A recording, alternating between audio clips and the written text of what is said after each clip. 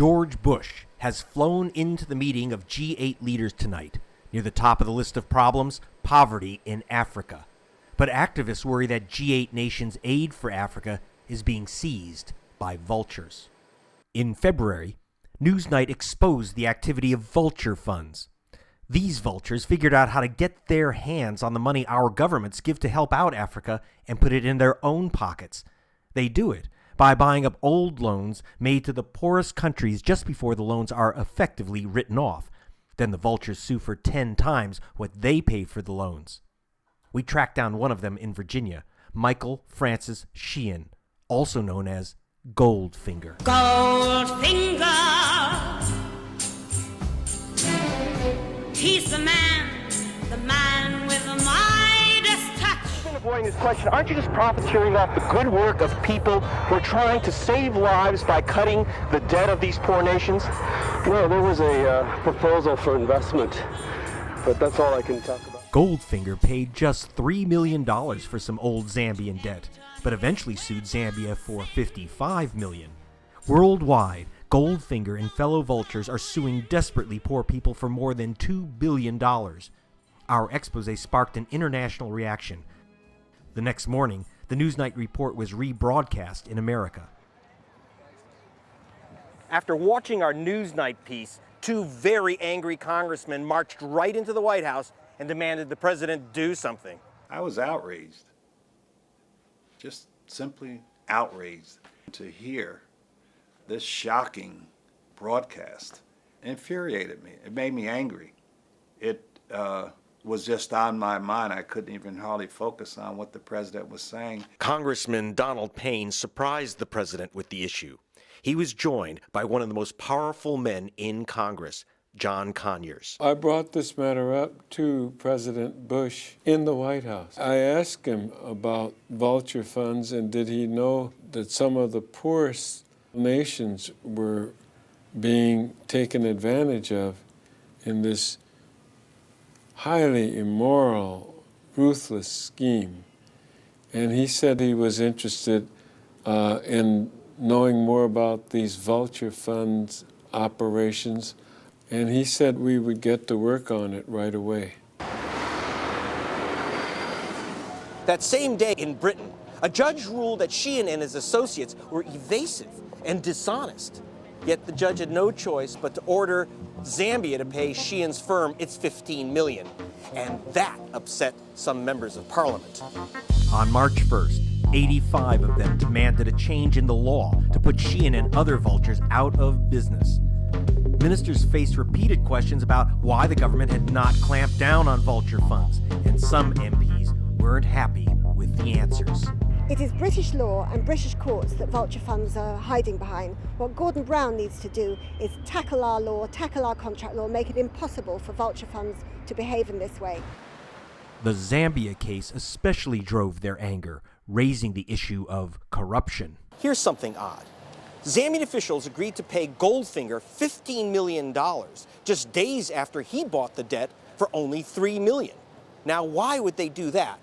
Well, according to an email disclosed in this courthouse, Goldfinger said the deal would be done because he was making a donation to the president's favorite charity. Now, could the president's favorite charity actually be the president himself? This was the president at the time, Frederick Chaluba, and here's his favorite shop, Boutique Basile in Geneva, where you can buy diamond cufflinks and diamond-studded ties. Diamonds are forever. They are all I need to please me. Where he spent $1 million on 206 suits, 349 shirts, each monogrammed with his initials, and each shirt costing as much as an average Zambian earns in a year.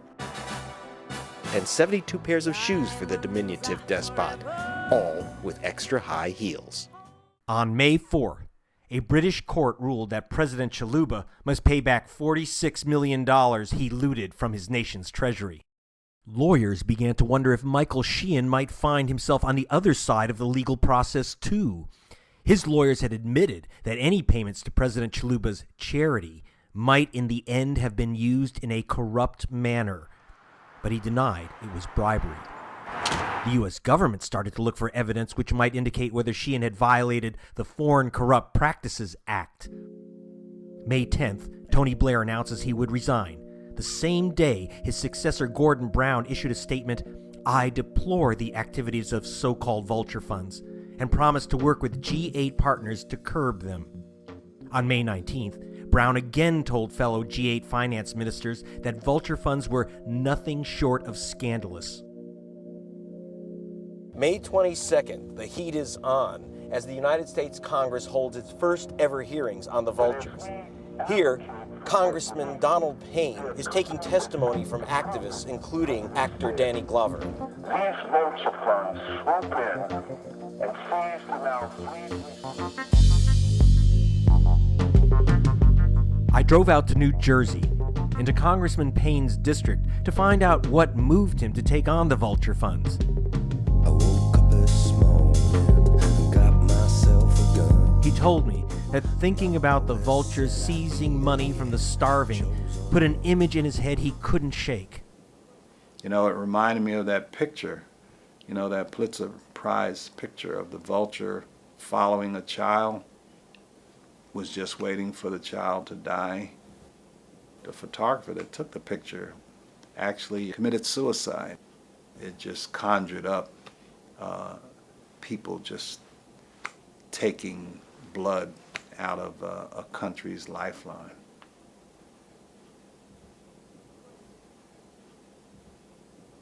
The vultures have already sucked up about $1 billion in aid meant for the poorest nations, according to the World Bank in Washington. The money for debt relief comes from those buildings over there, the World Bank and the IMF, and from the U.S. and British taxpayer. But before it can get to the poor people of Zambia, it somehow ends up right in this building, the offices of Debt Advisory International, and its principal, Mr. Sheehan. You remember Mr. Sheehan. Goldfinger. He'd rather not talk about his business. He failed to show up when the U.S. Congress wanted to ask him about the bribery allegations, so we thought we'd bring the questions right to him. Hello?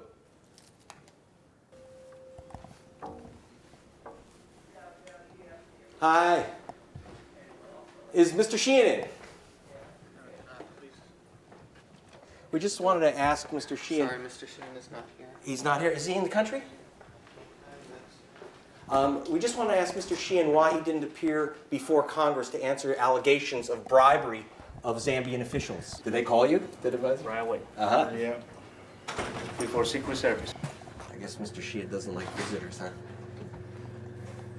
No, not unexpected. Not when it comes down to seeing cameras and stuff. I don't think so. Doesn't like congressmen either. I guess not. Mr. Sheehan faces more serious congressional hearings later this year in front of John Conyers' Judiciary Committee. Hey, great. Hey! Come on up. So do you get bigger suites now that you're a chairman? Yes. In the meantime, Chairman Conyers is pointedly counting on President Bush to back action against the vultures at the G8 summit. I'm absolutely counting upon him to do the right thing. Back in Britain, MPs of all parties are counting on Gordon Brown to change the law. It's a legal loophole, really, and I think he can close that. That's what he should be doing. He should get to grips with what is clearly an exploitation of the current system and goes against the spirit of the G8. So will the president and the incoming prime minister do the right thing or do nothing to protect Africa's poorest from the vultures?